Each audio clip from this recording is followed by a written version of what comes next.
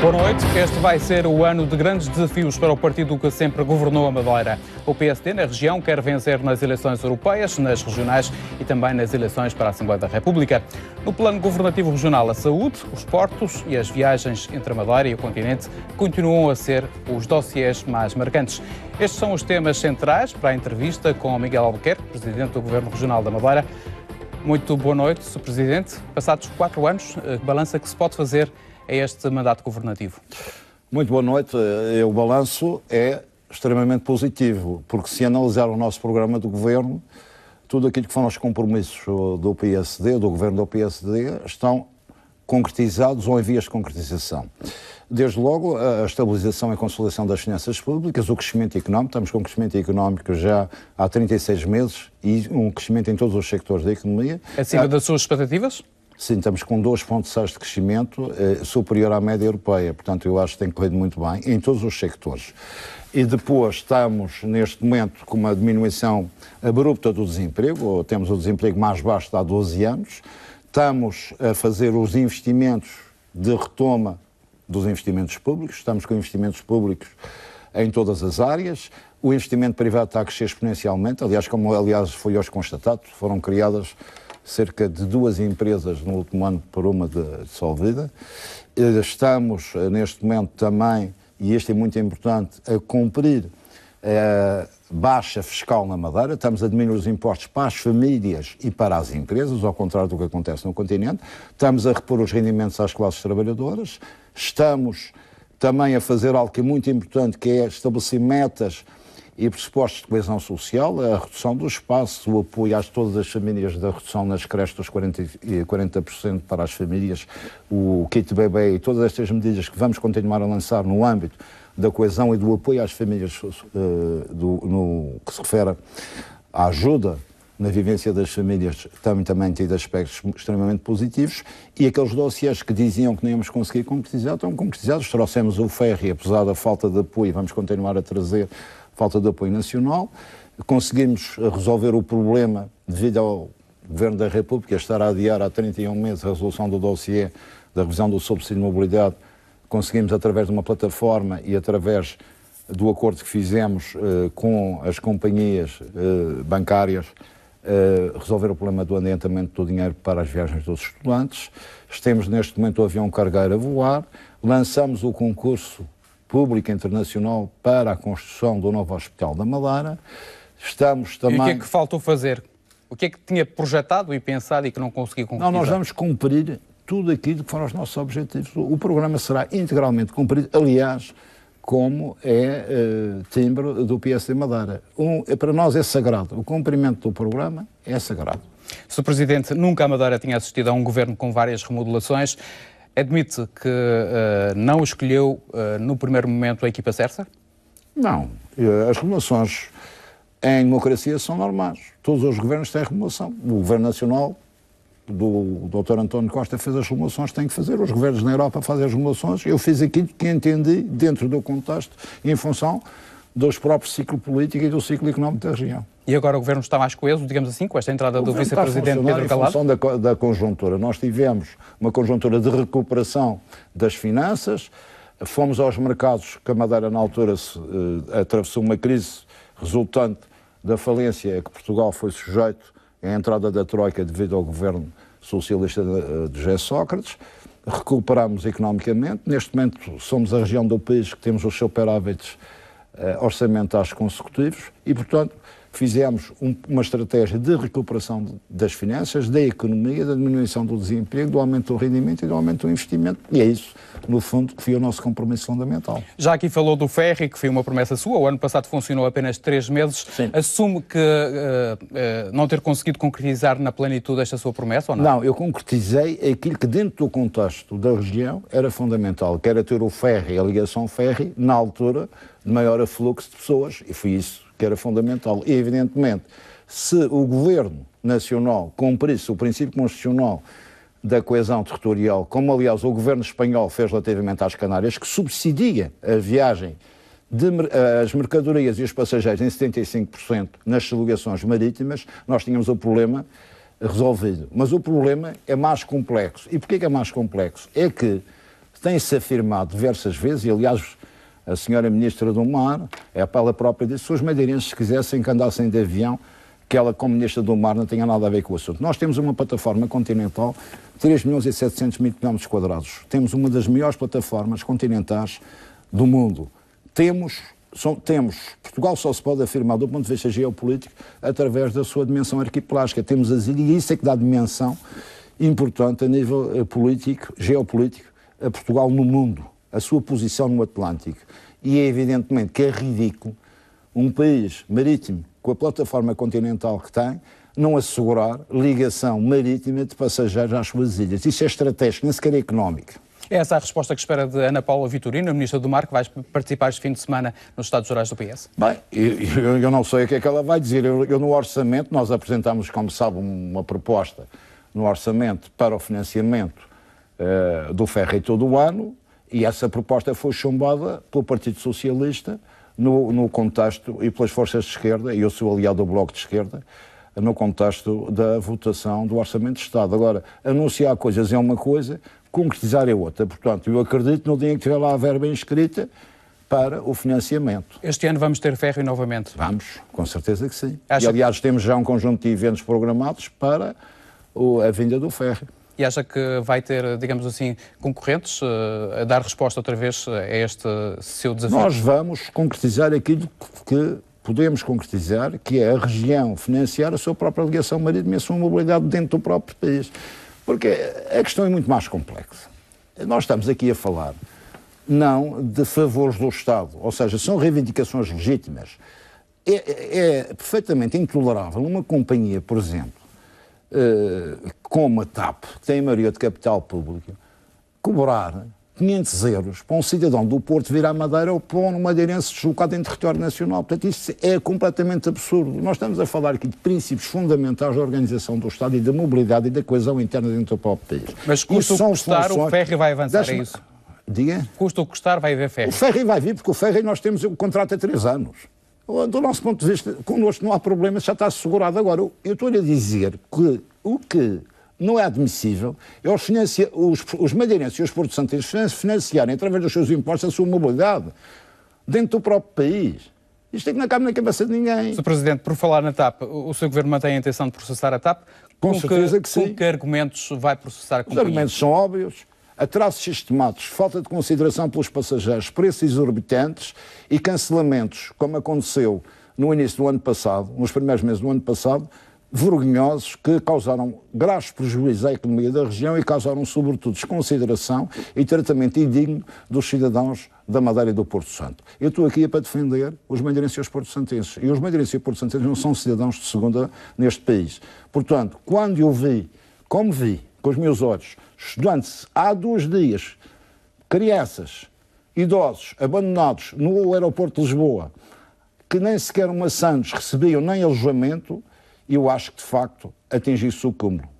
Acha que não considera ou não teme que este processo possa afugentar, digamos assim, a companhia aérea, uma vez que este mercado está liberalizado? A companhia aérea, coitadinha, está farta de ganhar dinheiro à custa dos madeirenses e dos porto-santenses. Não tenha nenhuma dúvida. E quando é que vai avançar com o processo? Não tenha pena dessa companhia. E quando é que vai avançar com o processo? Se você está a pagar e chegar a pagar 400 e 500 euros para se deslocar de 940 km, isso é uma brincadeira, não é?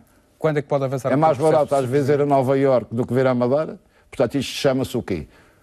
Chama-se discriminação de parte do território nacional. Já sabe quando é que vai avançar com o processo? O Gabinete dos Advogados está a preparar o processo e o processo vai avançar. Evidentemente que é um processo que exige a contabilização dos prejuízos. Porque nós, quando nós estamos aqui a falar de situações que, neste momento, atingiram milhares, largas centenas de milhares destes prejuízos para a região autónoma da Madeira. E precisam esquecer que a Madeira, uma das indústrias fundamentais é o turismo, não é? E, evidentemente, e grande parte das operações também turísticas para a Madeira é feita através desta companhia. Esta companhia, ao cancelar voos, ou atrasar sistematicamente os voos, a provocar situações calamitosas do ponto de vista da atratividade e do bom nome turístico da Madeira, está, mais uma vez, a causar prejuízos e causou enormes prejuízos. Era importante atrair outras companhias para a Madeira? As companhias, nós temos neste momento mais de 46 companhias a voar para a Madeira. E nem fazemos, é preciso perceber que nós temos um puzzle de companhias, temos três tipos de companhias. Temos a low cost, temos as companhias regulares e temos os charters. Porque muitas vezes fazem comparação dos Açores. Nós temos aqui 7 milhões e 500 mil vermelhas por ano. Nós não podemos comparar com a dimensão dos Açores. Portanto, o que nós temos é de manter um equilíbrio na atratividade, e isso tem sido feito pela ANA, na atratividade para não introduzirmos discriminações, para não acontecer como aconteceu nos Açores, meteram a Ryanair, a EasyJet foi embora e a TAP diminuiu os voos e a SATA sofreu os prejuízos. Portanto, nós temos atuado com muito cuidado no sentido de garantir que a atratividade ou a vinda de novas companhias a operar para a Madeira não afasta as outras. Muitas e vezes... não pode ser feita à custa de pôr demasiado peso no prato da balança. Ou seja, se dá muitas condições a uma, as outras também querem. Portanto, e como o dinheiro não é gasto, não dá para tudo. Muitas vezes as companhias têm argumentado com a falta de slots no aeroporto de Lisboa. Acha que o aeroporto... Isso é outra conversa fiada, que essa história dos slots... Ou seja, a TAP e a ANA têm os slots. O problema é a operação. A operação para a Madeira e para os Açores em território nacional tem que ter prioridade. Isso é uma decisão do Governo, porque o Governo é que manda na TAP, uma vez que tem a maioria do capital. Portanto, isso é tudo conversa para enganar os incautos. Mas perante essa conversa, o aeroporto do Montijo não podia ser uma alternativa ao aeroporto de Lisboa? Quer dizer, agora o madeirense já é prejudicado. Agora vai também para o Montijo, daqui a dias é melhor meter no Polo Norte. Nós vamos viajar para o Polo Norte, depois fui para Lisboa, pelo amor de Deus. Nós temos de ter condições, como cidadãos, para ter as melhores condições para circular em território nacional. É isso que é exigível. Não vamos para o Montijo porquê? Já uma vez fomos lá para...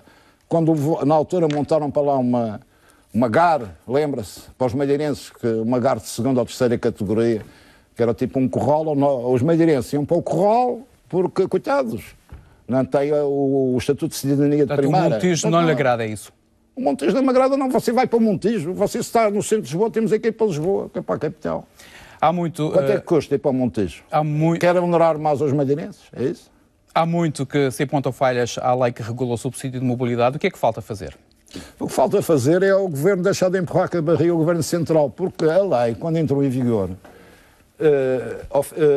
estabelecia que ao fim de 6 meses este subsídio de mobilidade devia ser revisto para introduzir melhorias, e uma das melhorias que era fundamental introduzir, que se constatou depois de entrar em vigor, era a questão do adiantamento das verbas nas alturas de pico, sobretudo no Natal, o verão, a Páscoa. O que é que aconteceu? O que aconteceu é que o Governo foi empurrando com a barriga esta situação, apesar de nós termos falado imensas vezes com o Governo para fazermos essa revisão, no sentido de garantir que os madeirenses pagavam apenas 86 euros. No fundo, o que nós queríamos introduzir, e que o Governo devia introduzir, era a solução que nós encontramos para os estudantes, que é fazer um acordo através de uma entidade bancária ou através de uma entidade financiadora que adiantava o dinheiro e nós pagávamos apenas os juros. Na sua opinião, qual é a razão deste impasse entre os dois governos? É político, discriminação política. Unicamente essa resposta que tem? Sim, não tenho nenhuma dúvida. Este modelo que evita os adiantamentos por parte dos cidadãos através das companhias... Olha, este Natal ficou demonstrado que funciona otimamente. As companhias já disseram que não querem participar nestes adiantamentos. Mas as companhias não participam. O governo... Não, as companhias não têm que participar. Quem tem que participar, você tem um fundo que adianta o diferencial. E esse fundo depois é compensado em termos do adiantamento de juros. Portanto, isto são margens de financiamento muito pequenas. Por isso é que está a funcionar bem na Madeira e que nós vamos pagar. A Madeira, mais uma vez, vai pagar as azelices e as discriminações do Governo Central para os estudantes, mas a verdade é que, do ponto de vista financeiro, dentro de um orçamento, não é um grande encargo. Por isso, esta é uma ótima solução. Temos aqui que concretizá-la. Já aqui falou do avião cargueiro.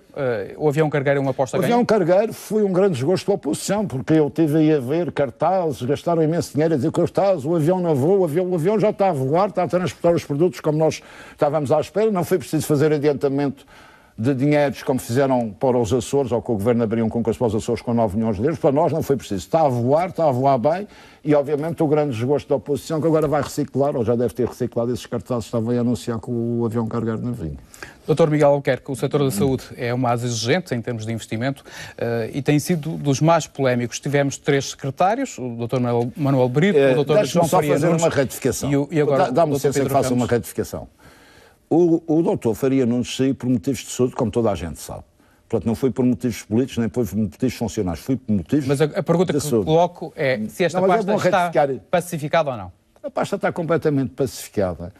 E a questão da saúde, eu costumo dizer o seguinte, muitas vezes eu vou ao hospital aos centros de saúde e algum dos espectadores sabe a forma carinhosa e a forma eficaz como os seus familiares são tratados no Sistema Regional de Saúde. Porque muitas vezes dizem mal do Sistema Regional de Saúde, sobretudo quem tem a sorte de não o utilizar ou quem não precisa de utilizar. Mas o nosso Sistema Regional de Saúde é um sistema que funciona muito bem, tem ótimos médicos, ótimos enfermeiros e ótimos assistentes operacionais, pessoas dedicadas, pessoas empenhadas e, obviamente, como todos os sistemas, não é um sistema perfeito, não há sistemas perfeitos. Agora, tem que garantir às pessoas que, de facto, nós temos um conjunto de unidades aqui na Madeira, quer no sistema hospitalar, quer nos sistemas de saúde, das diversas especialidades, são das melhores a nível do país e algumas delas a nível internacional. Não tenha dúvidas sobre isto. Segunda questão, não há subfinanciamento na saúde aqui na Madeira. Porquê? Porque só neste orçamento nós vamos fazer um reforço de 86 milhões de euros, aliás, já está concretizado e está anunciado no próprio orçamento, 86 milhões de euros para melhorias de equipamento técnico, para reforço do pessoal das diversas vertentes e também para termos melhoria a nível dos meios técnicos. Portanto, outra questão que também é importante dizer, onde houve subfinanciamento crescente na saúde, foi no Sistema Nacional de Saúde, que teve menos 15% nos últimos 2 anos, em termos de investimento. E se tem dúvidas, vai aos dados estatísticos e compare e vê que nós gastamos aqui na região 6,9% do PIB no Sistema Regional de Saúde, a nível do continente é 4,8% do PIB e per capita na Madeira é 1.189 euros e no continente 852 euros. Ou seja, nós gastamos mais na saúde, temos que gastar, porque o nosso sistema também é um sistema, como é que se diz, que tem pouca escala e é um sistema que tem que abarcar todas as especialidades, mas é, de facto, um sistema onde há uma aposta consistente, contínua de investimento e esse investimento vai continuar. E, evidentemente, o grande desafio que nós temos é continuar a avançar com as unidades e o aumento da chamada medicina familiar, no sentido de garantir que, através da prevenção, do diagnóstico atempado e do acompanhamento das pessoas através dos médicos de família, nós diminuímos os gastos a jusante, prevenindo a montante, ou seja, com as unidades de saúde familiar e acompanhando, temos cerca de 70% da população. Um dos grandes objetivos do seu governo era baixar drasticamente as listas de espera. Por que razão não conseguiu Nós temos baixado a lista de espera, só que as listas de espera não são estáticas. É preciso perceber isto. E ainda bem que faz essa pergunta, porquê? Porque há uma ideia aí absurda que diz, quer dizer, a lista de espera não é uma lista estática. Portanto, a lista de espera que existia há 3 anos não é a mesma. Temos que analisar a lista de espera dinâmica, porque estão sempre doentes a entrar. Não há nenhum doente na Madeira que esteja em lista de espera ou que fique muito tempo em lista de espera com patologias que necessitem de intervenções urgentes. Nós fizemos, entre 2017 e 2018, a verdade é que as listas de espera diminuíram 17%. Nós vamos continuar a fazer investimentos, e investimentos bastante avultados, para continuarmos a ter uma diminuição e um tratamento atempado das listas de espera. É evidentemente que há intervenções que são mais rápidas, vou-lhe dar um exemplo, não vale a pena, nós estamos a falar como pessoas inteligentes, não estamos aqui para fazer demagogia. Se você tiver uma catarata ou uma intervenção num ambulatório, é muito mais rápido do que, por exemplo, onde existem maiores dificuldades, é de facto, por exemplo, na questão da ortopedia, porque uma intervenção na ortopedia exige uma intervenção no bloco operatório, existe anestesia, exige tempo de recuperação e, evidentemente, isso tudo são intervenções que são mais demoradas e que vão fazendo com que a lista de espera, também em algumas áreas, seja maior do que noutras.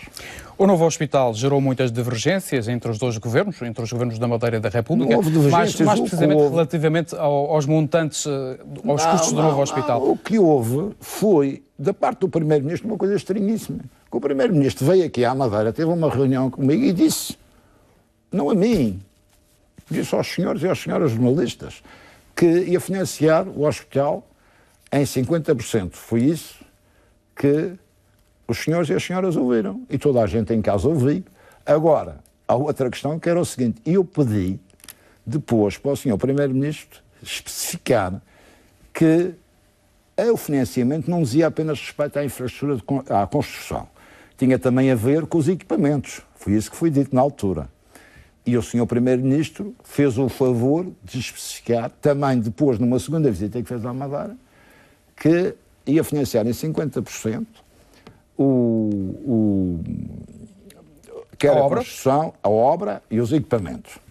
Depois, quando ficamos espantados, quando surge a resolução a assegurar esse financiamento, e esses 50% passaram para 12,5%, incluindo coisas absurdas como, por exemplo, a integração do valor dos ativos do Hospital dos Marmoleiros e do Hospital e da infraestrutura do Hospital Dr. Nelo Mendonça nos ativos, depois a deduzir no montante da participação do Estado, que é uma coisa completamente ilegal e absurda, porque o Estado não pode pegar no património da região, como é o caso do Dr. Nelo Mendonça, ou em benfeitorias que pertencem da região, para fazer deduções aos financiamentos. E este assunto já está clarificado? O assunto foi do novo clarificado, está sendo clarificado, porque houve da parte do PSD, mais uma vez, um forcing no Orçamento de Estado, no sentido de garantir que esses 50%, mas mesmo assim nem chegou aos 50%.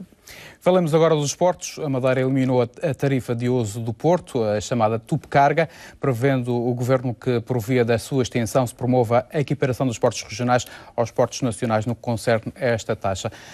Com que intenção decidiu avançar com esta medida? Nós temos um compromisso de baixar o preço das mercadorias que entram na Madeira. E esta eliminação da taxa dos portos tem uma intenção simples, é diminuir o preço ao consumidor no transporte entre 7% e 8%, que é isso que vai acontecer. Portanto, é mais um compromisso do Governo que está a ser cumprido. Mantém ainda assim a vontade de diminuir os custos através da alteração do modelo das operações portuárias? Sim, mas isso só pode ser feito quando acabar o processo em tribunal. Se é processo concluído, não vai fazer nada, é isso? Não vou fazer nada, não posso, o tribunal não me deixa. Isso está mais que visto, não é? Pronto. Vai aguardar? Eu não posso violar a lei, nós estamos com um processo em tribunal neste momento. Como sabe, o Governo avançou porque a ideia de abrir o concurso, houve da parte de uma entidade, houve o recurso ao tribunal, neste momento nós estamos com essa decisão com efeito suspensivo para o tribunal, porque está um processo a decorrer. Sr. Presidente, o senhor chamou a si o dossiê Porto Santo, concretizou o que pensou para a Ilha Dourada? Ainda vou concretizar mais coisas. Não tenho nenhuma dúvida. Por exemplo? Olha, vou fazer uma série de 2 ou 3 obras que faltam fazer no Porto Santo. Estamos agora a infraestruturar toda a estrada da Camacha, depois vai ficar toda asfaltada. Vou fazer a rotunda e o arranjo no centro do Porto Santo. Vamos melhorar, agora estamos a acabar as obras no centro de saúde e criar a unidade de hemodiálise do Porto Santo. Já criamos algo que foi muito importante, que foi também uma unidade de oftalmologia, que também era muito importante, e de cuidados paliativos, vai funcionar bem. Fizemos, neste momento, o subsídio de mobilidade que nós introduzimos para o Porto Santo foi um grande sucesso e continua a ser um grande sucesso no esbatimento da sazonalidade, e é óbvio que o Porto Santo, neste momento, se olhar para os resultados económicos e para o turismo, conseguimos atingir os nossos objetivos. Ainda esta semana, a Assembleia da Madeira chumbou o plano de emergência social para o Porto Santo, um plano de autoria do PCP. Por que razão o PSD recusou esta recomendação? Isso é tudo conversa fiada, é tudo dramatizações, porque não há nenhum problema social no Porto Santo. O que o Porto Santo precisava, e graças a Deus tem, é investimento, pessoas a visitar o Porto Santo, os turistas, hotelaria, e neste momento a população do Porto Santo tem, graças a Deus, isso assegurado. Tem neste momento, inclusivamente, um avião que tem condições para transporte de passageiros e carga em condições. Tem também o campo de golfe do Porto Santo, é dos campos com maior número de saídas no inverno a nível nacional. Tem 22 mil saídas, o campo de golfe do Porto Santo. Os dinamarqueses estão lá em grande força, nos meses baixos, que é dezembro, janeiro e fevereiro, e acho que o Porto Santo neste momento é uma ilha que oferece novas condições de atratividade e desenvolvimento.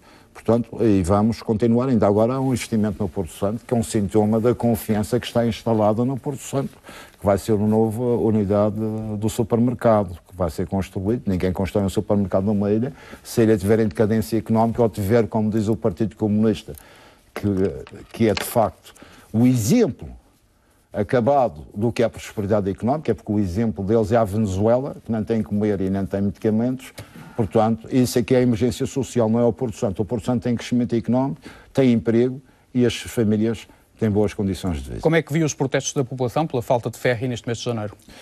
Eu compreendo, mas neste momento nós fizemos tudo, aliás, como está estipulado, no sentido de assegurar um transporte alternativo. Não há nenhuma disponibilidade de ferry no mercado para assegurar um único mês.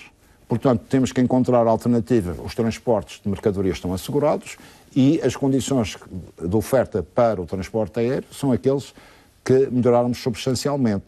Agora, não há alternativa, neste momento, para termos um ferry a funcionar durante um mês. Você não consegue no mercado internacional. A nível dos transportes aéreos, a Binter argumenta com o preço das taxas aeroportuárias para dizer que não pode baixar ainda mais o preço das viagens entre as duas ilhas. Mas já falou com a ANA, a empresa que administra os aeroportos. Estamos a falar. Mas o Porto Santo, atenção, nós temos um subsídio de mobilidade para o Porto Santo. E esse subsídio de mobilidade veio baixar muito os preços para o Porto Santo, como aliás você sabe, e também para os residentes. Neste momento os residentes pagam um preço inferior. A questão fundamental é saber, do ponto de vista do não residente na Madeira ou no Porto Santo, se esses preços podem ser mais baixos. Com certeza que podem, estamos a negociar com a ANA. A ANA tem que fazer também neste momento investimentos no Porto Santo. O aeroporto do Porto Santo tem que ter obras, e vai ter, no sentido de garantir uma maior área de parqueamento na placa e uma reformulação importante da própria Aerogar, que está completamente disfuncional neste momento. Falamos agora das questões mais de política pura e dura, digamos assim. Isto é política. Também é política. Isto não é tecnocracia, isto é política. Mas essa é mais prática. Agora vamos no plano mais teórico. Vive aí uma onda de umas personagens publicitárias que só dizem slogans, portanto é preciso nós falarmos destas coisas concretas, porque isto é demasiado sério. Nós estamos a falar, os madeirenses e os porto-santeiros têm que perceber que quando estamos a falar disto, estamos a falar de consequências de políticas. O crescimento económico é uma consequência de políticas, o crescimento do emprego e a diminuição do desemprego é consequências de políticas, não é consequências de blá blá blá, nem beijinhos, nem sorrisos em cartazes. Portanto, isto é política. O que é que o mais preocupa quando fala de personagens? Não me preocupa nada. Eu não quero que as pessoas sejam enganadas. Já foram enganadas por esta geringonça. E nós parece que vivemos num país cor-de-rosa. Mas é bom que as pessoas olhem para os números do que se passa a nível nacional, porque quando estas personagens lá, estes partidos de esquerda, chegaram ao poder, em Lisboa, eles disseram uma coisa muito gira, que era, nós agora vamos inverter a austeridade. Isto foi o que eles disseram. Também tem medo do populismo? Mas isto é populismo. Populismo é mentir às pessoas. É enganar as pessoas. É um logro, é uma ficção. Então dizem, a austeridade inverteu-se em Portugal. Não se inverteu nada. Sabe porquê? Se olhar os números de 2018, veja, Portugal teve em 2018 a carga fiscal mais elevada de sempre. Nunca foi cobrado tantos impostos no continente como em 2018. 35% do PIB. 5 pontos acima da média da União Europeia. E mais grave, e a maioria desses impostos foram impostos indiretos que as pessoas pagam e nem dão por isso. Depois, também vieram dizer que iam avançar nos investimentos nas infraestruturas. Está tudo a cair aos pedaços. Pontes, ferrovias, hospitais. E porquê? Porque não é investimento público. Há 30 anos que no continente não havia tão investimento público. E o ridículo disto é que ainda esta semana o ministro Pedro Marques veio anunciar um novo plano para 2030. Eles estão sempre a imaginar daqui a dias vai ser depois de nós todos morrermos. Eles vão anunciar um novo plano de obras, que é tudo fantasias para sair na televisão. E veja, e então, esse plano de obras, que é muito interessante, é para 2030. E então diz que tinha 20 mil milhões de euros até 2030 para novas infraestruturas. Mas se nós formos anunciar, se formos ver o que existia antes, este plano de realização de infraestrutura, de investimento público, nada, é só conversa fiada. Havia outro plano estratégico de transportes e infraestruturas que tinha sido aprovado no anterior governo, que os projetos estão para realizar, só se realizou 20%. Eles já estão a anunciar outro para 2030. Portanto, investimento público, zero. Impostos mais altos de sempre. Dívida pública. Sabe qual foi a dívida pública? Foi, em 2018, 251,1 mil milhões de euros. Ou seja, a dívida pública líquida mais alta de sempre neste país. E isto é que é o país cor-de-rosa da inversão da austeridade, toda a gente está ótimo, ninguém paga impostos, está tudo ótimo. O relacionamento do Estado com a Madeira agravou-se a partir do momento em que o Partido Socialista assumiu a vontade de ser poder também aqui na região? Agravou-se não por ser poder, agravou-se porque este governo pôs o Estado e utilizou os poderes de Estado como um instrumento ao serviço dos interesses partidários, discriminando a Madeira, discriminando a autonomia da Madeira, e isso nós não admitimos. E é por isso que a Madeira não consegue renegociar as taxas dos juros da dívida? Não é por causa disso, é porque nós temos que perceber o seguinte, é que a Madeira é de facto discriminada politicamente, partidariamente. Ou seja, é importante para o Partido Socialista que os madeirenses tenham que desembolsar mais 12 milhões de euros por ano para pagar juros ao Estado português superiores ao que o Estado paga aos credores estrangeiros. Nós estávamos a pagar 3,375%. E porquê? Porque se nós estamos a pagar estes 12 milhões por ano a mais, não estamos a investir esses 12 milhões em áreas fundamentais para o futuro da Madeira, como a educação, a saúde e o apoio social. E isso significa o quê? Quanto mais dificuldades nós tivermos cá, mais o Partido Socialista acha que pode tirar benefícios disso. E depois tem aqui os seus funcionários e aquelas pessoas que acham, por complexo de inferioridade ou por masoquismo, que devem ser maltratadas e que aceitam e que dão palmas e que até acham que é ótimo. Dr. Miguel Albuquerque, falemos agora das eleições.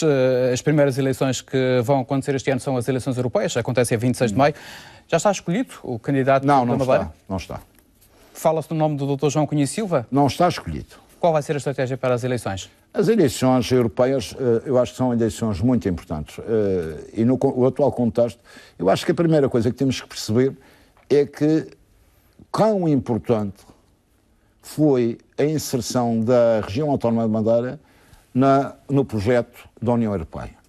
E esse projeto da União Europeia é um projeto que assegurou a paz e a prosperidade na Europa durante 70 anos. E está a ser posto em causa agora, devido a um conjunto de condições, isso dava um programa para darmos aqui a discutir, e que do nosso ponto de vista isso é mau. Portanto, o projeto da União Europeia é um projeto de coesão social, de coesão económica, de cooperação entre os povos, e é um projeto muito bom e muito bem conseguido. A Madeira, quando se inseriu na União Europeia, como membro de pleno direito, só teve vantagens, porque a União Europeia, através sobretudo do Fundo de Coesão, beneficiou a Madeira muito mais do que o Estado português. Ou seja, basta olhar para o que se fez aqui na Madeira com os fundos da União Europeia e comparar com o que se fez com os fundos do Estado para perceber que a União Europeia foi muito, muito mais importante do ponto de vista da coesão social, do apoio aos madeirenses e aos porto-santenses na melhoria das suas condições de vida, do que o Estado português. O que é que está em jogo? O que está em jogo neste momento é nós termos, ou continuarmos a ter no futuro, uma representante no Parlamento Europeu, no sentido de a Madeira estar presente na União Europeia e conseguir continuar a garantir não só o futuro deste projeto de paz e de união da União Europeia, mas também conseguir garantir que a política de coesão é reforçada e esse lugar está garantido pelo PSD Nacional. Isso é uma questão que vamos ter que garantir. Como é que olhou ou vê o anúncio de hoje de Luís Montenegro à candidatura à liderança nacional do PSD? Esta é uma tentativa, digamos assim, de tomar de assalto o PSD Nacional. Como é que vê toda esta polémica? Eu vejo esta polémica da seguinte maneira. O PSD sempre foi um partido dinâmico, ativo. Um partido que não é um partido passivo. Mas eu acho que é fundamental para nós todos que haja uma oposição credível, séria e incisiva relativamente ao governo das esquerdas. Denunciar aquilo que eu, por exemplo, fiz aqui em 2 minutos, que é a realidade. Nós neste momento temos que olhar para os factos e dizer quais são os factos. E o Dr. Luís Montenegro, desde que o Dr. Rui Rio não conseguiu fazer isso? Não estou a dizer nada disso. Eu estou a dizer apenas o que é que o PSD tem que ser. O PSD, a obrigação, o interesse nacional é o PSD ser um partido de oposição a este governo, aliás, a estes governos das esquerdas. E tem sido, na sua opinião? Deixa-me acabar. O que é que acontece? Mas a minha preocupação enquanto líder do PSD neste momento é garantir a união do nosso partido aqui e garantir que o PSD Madeira vai às eleições com uma força ganhadora. Portanto, a minha preocupação enquanto líder regional é me distanciar destas polémicas, como fiz relativamente às próprias candidaturas, como tiveram a equação, porque eu, como líder do PSD, neste momento e com eleições regionais, nacionais e europeias este ano, tenho-me concentrado nos grandes objetivos regionais do partido. Precisamente um dos grandes objetivos é vencer nas eleições de 22 de setembro, as eleições regionais. Qual seria um bom resultado para si? O resultado é ganhar as eleições, como é óbvio, não é? Como é que olha para as sondagens que dão uma descida do PSD? Vamos ver. Ficava confortável com uma maioria relativa? Eu, neste momento, não lhe posso adiantar nada. O nosso objetivo, neste momento, é unir o partido, auscultar as pessoas, alertar as pessoas para, e os madeirenses e os porto-santenses, para dois aspectos fundamentais. O primeiro, obviamente, é para a necessidade de olharem para o futuro da Madeira e considerarem quão importante é a autonomia política. A autonomia política é muito mais do que aquelas coisas, muitas vezes, comezinhas materiais. A autonomia política, a garantia da autonomia política tem a ver com a nossa dignidade cívica, tem a ver com a nossa liberdade, tem a ver com o poder que nós conquistamos ao fim de séculos de discriminação, de exploração, de atraso, de arcaísmo, de conseguirmos os madeirenses decidirem os seus destinos, democraticamente. E da sua arquitetura política ser uma arquitetura política de base regional e decisão regional. São os cidadãos da Madeira que decidem o seu futuro, o seu presente e aquilo que querem para o futuro. Eu acho que isso é fundamental. Foi isto, esta proximidade e este poder de decisão que garantiu que, de facto, a Madeira passasse a ser as regiões mais atrasadas da Europa para uma das mais desenvolvidas. Se não tiver uma maioria, a segunda questão, ou se tiver uma maioria relativa, admite uma coligação, por exemplo, à Nós somos um partido, neste momento, que temos todas as condições para ganhar as eleições. Mas a segunda questão também é ouvir as pessoas, auscultá-las, fazer com que as pessoas percebam quais são as nossas políticas, também fazer um exercício de memória, porque as novas gerações, aquelas que nasceram já com autonomia, com a prosperidade que nasceu com a autonomia, têm que também saber quão importante foi o esforço dos nossos avós, dos nossos pais, na construção de uma Madeira moderna, quando tiveram que lutar para assegurar e para se libertar do jugo do centralismo lisboeta, porque o centralismo lisboeta é, de facto, uma ameaça constante aos madeirenses e aos porto-santenses. Ainda ontem, o senhor deputado Carlos Pereira, em suspeito do dissidente, ou que está neste momento nas antípodas da atual direção do Partido ex-presidente do PS, escreveu um artigo muito interessante no Jornal da Madeira, em que dizia que o que se está a assistir, de facto, é o Partido Socialista transformar a autonomia, como é que ele disse, num parque de diversões. Isto não é um parque de diversões, nem é um parque de pensar. Isto é uma coisa demasiado séria. A autonomia tem a ver com futuras gerações da Madeira. É fundamental as pessoas perceberem na sua vida a paz social, a harmonia que conquistamos hoje na Madeira. Aquilo que nós temos derivou de um grande esforço de lutas constantes políticas. Isto não vai com conversa, nem com consenso, nem com beijinhos. Isto vai com determinação, força e garra, porque nós nunca conseguimos nada na Madeira, historicamente, que não fosse com árdua luta política. Esse é um dos argumentos que apresenta na moção de estratégia global, que vai levar ao Congresso do PSD, que se realiza neste mês. Não é argumento, isto é uma evidência e é uma verdade. A 19 e a 20. O que é que destaca desta moção? E apelando aqui um pouco ao seu poder de síntese. Bem, vai ser mesmo o poder de síntese. Em primeiro lugar, acho que é fundamental as pessoas perceberem que não confundirem as coisas. Uma coisa é estarmos satisfeitos com este ponto fulcral, uma questão pontual da governação, outra coisa é o que está em jogo. O que está em jogo é o futuro da Madeira e o futuro da autonomia. Se o PSD, que é o único partido que pode garantir a salvaguarda da autonomia e o progresso da Madeira, não ganhar as eleições, e eu não tenho nenhuma dúvida que nós vamos assistir a uma regressão histórica nos direitos, liberdades e garantias dos madeirenses, na autonomia dos madeirenses e naquilo que os madeirenses vão decidir. Rui Rio vai estar no Congresso Regional? Vai estar com certeza, o líder, esteja sempre bem-vindo.